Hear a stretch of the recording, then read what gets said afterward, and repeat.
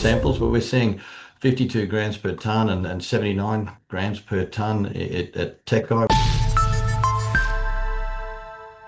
Far East Gold has discovered new gold mineralised zones at the North Bermel prospect, just 1.5 kilometres northwest of ongoing drilling at Bermel.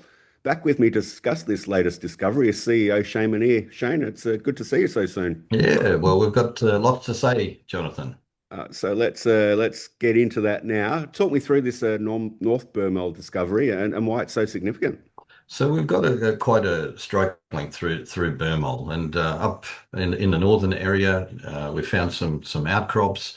Now we've been aware of them, but we haven't had a chance to fully map them and test them. And now that we've done that, we decided to do some drilling up there, do some proper exploration. It definitely warrants it. There's some lovely grades starting to come out.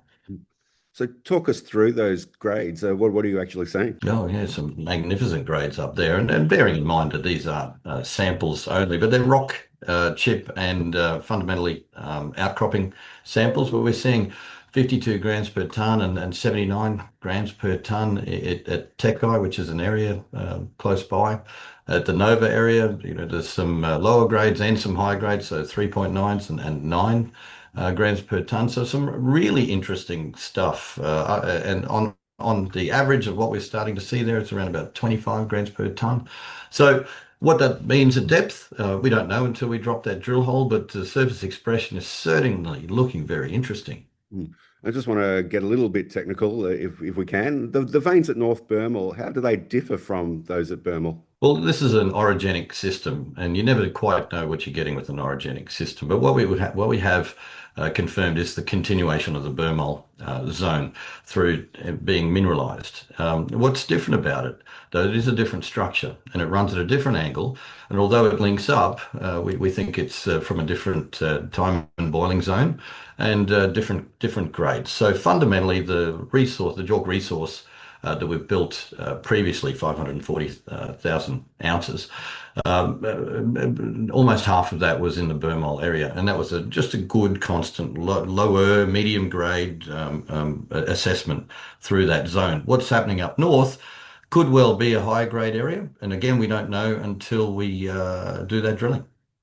So what does all of this mean looking at the gold potential? This is an area, North Bermol, that was not even included in the resource estimate, also in the exploration target. So this is a new area additional to the 15 prospect areas that we've already identified.